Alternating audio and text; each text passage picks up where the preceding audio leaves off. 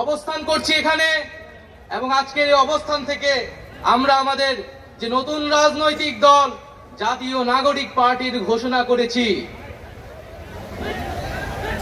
প্রিয় বন্ধুগণ, আজকের এই মঞ্চে দাঁড়িয়ে আমরা কেবল সামনের কথা বলতে চাই।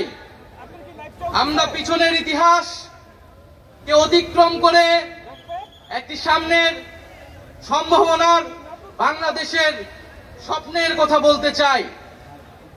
সেই স্বপ্নের বাস্তবায়নের লক্ষ্যেই আজকে আমরা এখানে উপস্থিত হয়েছি। জুলাই গণ অভ্যুত্থানে ছাত্র জনতার মধ্য থেকে স্লোগান উঠেছিল, তুমি কে আমি কে, বিকল্প বিকল্প। আজকে সেই বিকল্পের জায়গা থেকে নতুন রাজনৈতিক দলের আত্মপ্রকাশ ঘটেছে। আমরা মনে করি বাংলাদেশে যে বিভাজনের রাজনীতি তৈরি করে বাংলাদেশের জনগণকে দুর্বল করে রেখে রাষ্ট্রকে দুর্বল করে রাখার যে ষড়যন্ত্র তৈরি হয়েছিল, সেই ষড়যন্ত্র আমরা জুলাই গণ অভ্যুত্থানে সকলের ঐক্যের মাধ্যমে ভেঙে দিয়েছি। আমরা আজকের এই মঞ্চ থেকে শপথ করতে চাই যে বাংলাদেশকে আর কখনোই বিভাজিত করা যাবে না। বাংলাদেশে ভারতপন্থী পাকিস্তানপন্থী কোন রাজনৈতিক ঠাঁই হবে না। আমরা বাংলাদেশকে সামনে রেখে, বাংলাদেশের জনগণের স্বার্থকে সামনে রেখে সকলে ঐক্যবদ্ধভাবে রাজনীতি এবং রাষ্ট্র বিনির্মাণ করব।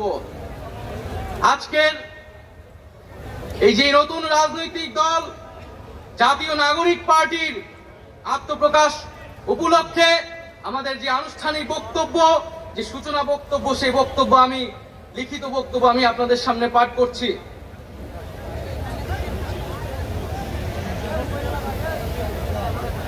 জুলাই 2024 ছাত্র জনতার গণঅভ্যুত্থানের প্রেক্ষাপটে বৈষম্যবিরোধী ছাত্র আন্দোলনের নেতৃত্বে এবং জাতীয় নাগরিক কমিটির উদ্যোগে আমরা বাংলাদেশের ছাত্র জনতা এই মর্মে ঘোষণা করছি যে আমরা হাজার বছরের ঐতিহাসিক পরিক্রমায় বঙ্গীয় বদ্বীপের জনগোষ্ঠী হিসেবে এক সমৃদ্ধ স্বকীয় সংস্কৃতি নিয়ে দাঁড়িয়ে আছি। প্রায় 200 বছরের ব্রিটিশ ঔপনিবেশিক শাসনের বিরুদ্ধে দীর্ঘ লড়াইয়ের পর 1947 সালে পাকিস্তান রাষ্ট্রের পতন ঘটে।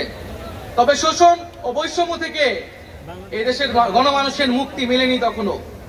ফলে দীর্ঘ 23 বছরের সংগ্রামের ধারাবাহিকতায় 1971 সালে মহান মুক্তিযুদ্ধের মাধ্যমে লাখো শহীদের রক্তের বিনিময়ে স্বাধীন বাংলাদেশ রাষ্ট্রের জন্ম হয়।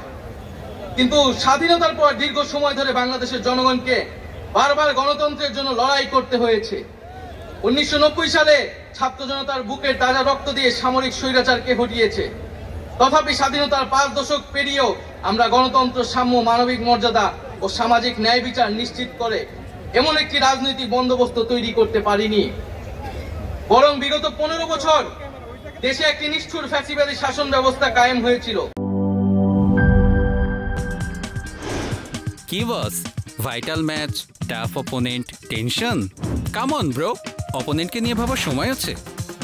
আসল অলরাউন্ডারের কাজই তো হলো যে কোনো টাফ সিচুয়েশনে টিমকে অলরাউন্ড প্রোটেকশন দেওয়া।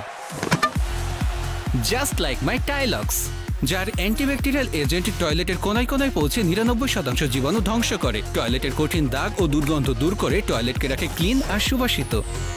টাইলক্স টয়লেট ক্লিনার, ক্লিন মানেই টাইলক্স।